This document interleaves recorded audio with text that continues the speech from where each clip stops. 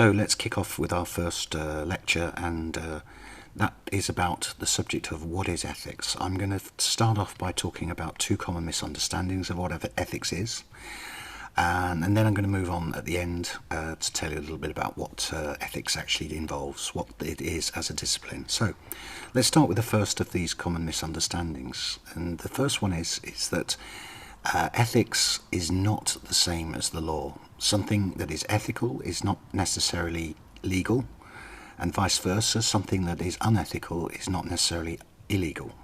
So essentially, the two cannot be the same because there are exceptions. So maybe a quick way and good way to understand this would be to give you a couple of examples. So let's take the first example, and this is based on the idea that it's possible for something to be legal but also unethical. So the ethics can't be the same as the law because there are legal acts that are unethical. A simple example of this is promise breaking. Say, for example, I told you a secret based on the fact that you promised never to tell anyone else, and then later you tell somebody else this secret. Then effectively you've broken a promise, and that is in our current moral system seen as an unethical act. Certainly as I've described it, it seems to be fairly unethical. However, is it illegal?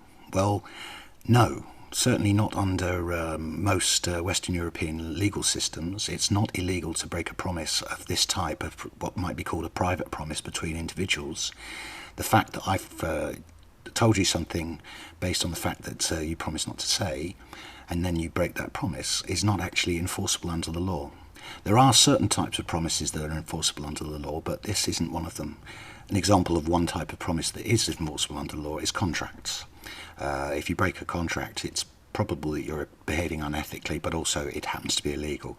But most private promises don't fall into this category, so it's quite possible to do something unethical that is in fact legal.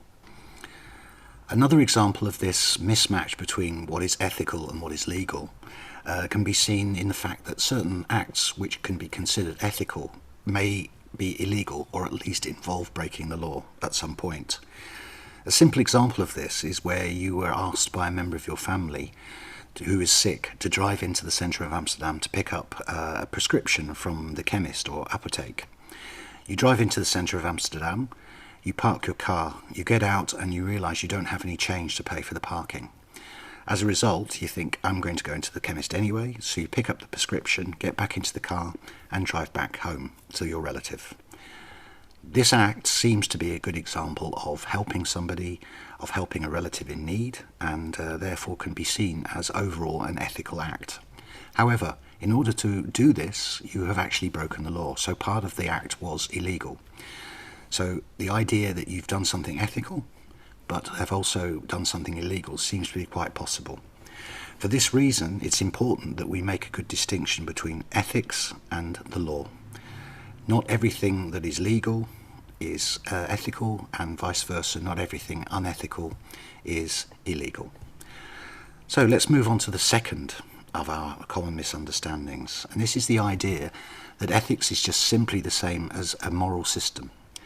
The idea is that we have moral systems that we live under. As groups, as communities, as societies, we have a set of rules, a set of norms, values and virtues that we consider to be important to live by. In our current society, we might consider the idea of, for example, equality, that everyone has the same chance, as an important value, something we value and think that people should act in ways that ensure there is equality. The idea that there is community, we need communities to survive as people, so we value community and we reward acts that support community.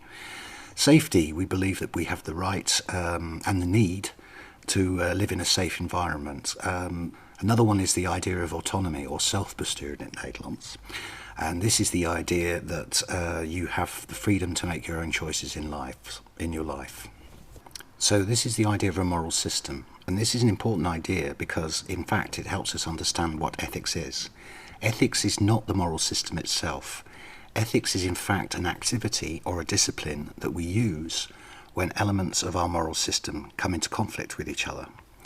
We do ethics when we start to look at conflicts within our moral system. Also, we look at conflicts between moral systems, but let's focus on just within our moral system. So let's give a couple examples. The first example is the potential conflict between telling the truth and not harming other people. These are both values in our moral system. However, they can quite easily come into conflict. Let's assume that you know the character in this picture and he asks you if he looks good today. The question I have for you then is, do you tell the truth or do you risk harming him? If you tell him the truth, that he doesn't look that good, and quite clearly he doesn't, then you risk harming him by making him feel less good about himself, or perhaps actually making him unhappy.